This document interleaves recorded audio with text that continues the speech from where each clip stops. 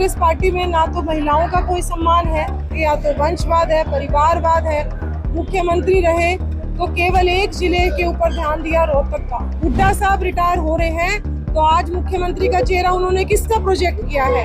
केवल अपने बेटे का। लेकिन उनकी सारी की सारी जो सपने थे वो हमारे नायब सिंह सैनी जी की मुस्कान ने धूमिल कर दिए।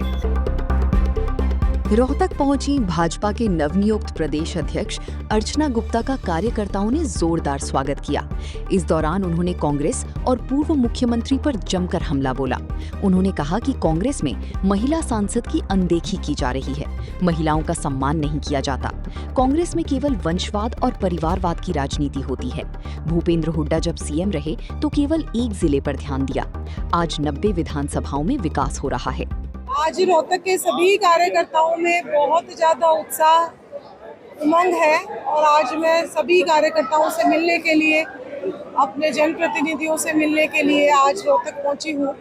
और रोहतक के सभी कार्यकर्ताओं, जनप्रतिनिधियों ने मिलकर जिस तरीके से आज इतनी गर्मी के बीच में यहाँ पहुंचकर इस कार्यक्रम में हिस्सा लिया है, मैं उस कड़ी में सभी रोहतक के कार्यकर्ताओं का दिल की गहराइयों से धन्यवाद करती हूँ। सभी कार्यकर्ताओं का वंदन करती हूँ, अभिनंदन करती हूँ।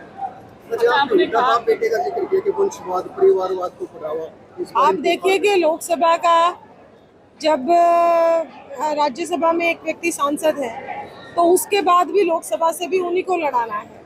तो कांग्रेस जो पार्टी है अपने कार्यकर्ताओं की लगातार अनदेखी करती है। जिस तरीके से आज उनकी सांसद बहन शैलजा जी के साथ, महिला के साथ एक मैं कहूँगी कि अनदेखी उनकी करी जा रही है। तो कांग्रेस पार्टी में ना तो महिलाओं का कोई सम्मान है और वहाँ लगातार हम देखते आ रहे हैं कि या तो वंशवाद है, परिवारवाद है। मुख्यमंत्री रहे तो केवल एक जिले के ऊपर ध्यान दिया, रोहतक का।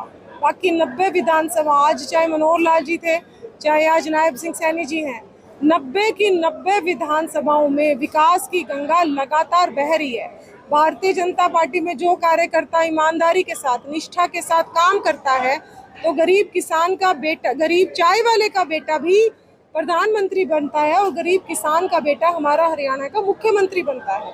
यहाँ कोई हमें राजनीतिक पृष्ठभूमि या परिवारवाद नहीं चाहिए। लेकिन यहाँ पर अगर आज हुड्डा साहब रिटायर हो रहे हैं तो आज मुख्यमंत्री का चेहरा उन्होंने किसका प्रोजेक्ट किया है?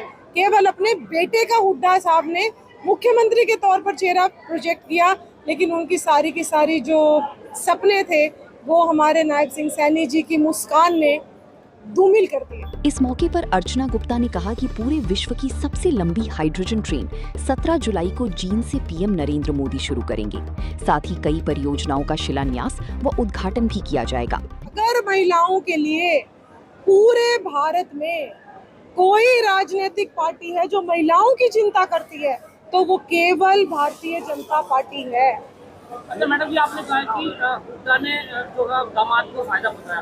11.5 साल से आपकी सरकार है, लगातार काम हो रहा है, चिंता ना करो, आपको रिजल्ट नजर आएगा। अच्छा मैडम, चारों विधानसभा में सिर्फ कांग्रेस के ही कैंडिडेट जीते हैं, तो इसमें उम्मीद है कि भारतीय जनता पार्टी बिल्कुल है। हम यहाँ पर अपनी बहुत मजबूती से काम करेंगे। रोहतक लोकसभा और सिरसा लोकसभा पे मेरा लगातार फोकस रहेगा। इन्हीं 2 लोकसभाओं में ज्यादा प्रवास भी आपको नजर आएगा और आप देखेंगे कि इन दोनों लोकसभाओं में हम मजबूती से काम करके कमल का फूल खिलाने का काम यहाँ पर करेंगे।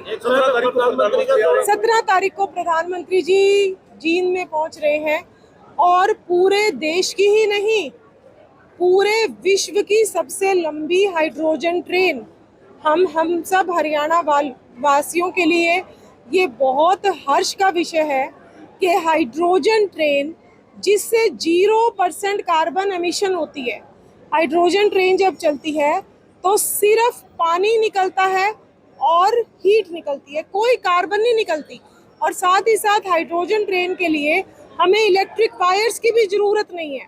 तो जो ऐसे क्षेत्र होंगे हमारे दूर दराज के जहाँ पर हम इलेक्ट्रिकल वायर्स नहीं पहुँचा पाते, वहाँ पे ये हाइड्रोजन ट्रेन्स चलेंगी। अब हमारे प्रधानमंत्री 17 तारीख को जींद से सोनीपत ये जो हाइड्रोजन ट्रेन चलेगी उसका लोकार्पण करने के लिए, उसको हरी झंडी दिखाने के लिए 17 तारीख को सुबह 9 बजे जींद पहुंच रहे हैं। और इतना ही नहीं, और भी अलग अलग योजनाओं का वो लोकार्पण करने वाले हैं।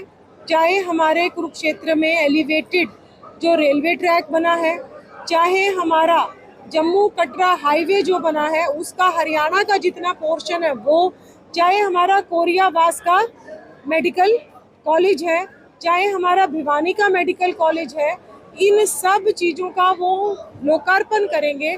और साथ ही साथ एक बहुत बड़े सिख जो म्यूजियम है, सिख म्यूजियम का वो शिलान्यास करेंगे।